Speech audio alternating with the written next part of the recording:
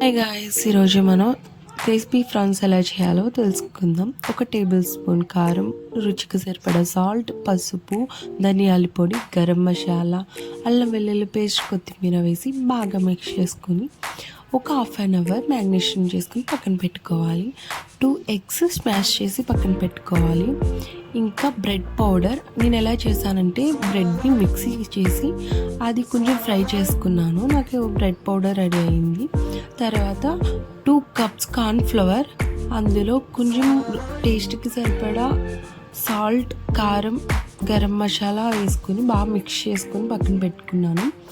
ఇప్పుడు కార్న్ఫ్లవర్లో డిప్ చేసి, తర్వాత ఎగ్లో డిప్ చేసి, తర్వాత ఆ బ్రెడ్ పౌడర్లో డిప్ చేసి ఇంకా డీప్ ఫ్రై చేసుకున్నాం. ఎంతో టేస్టీ అయిన క్రిస్పీ ఫ్రాన్స్ మనకి రెడీ అయిపోయింది. Thanks for watching. Bye bye. Taste మాత్రం అదిరిపోయింది.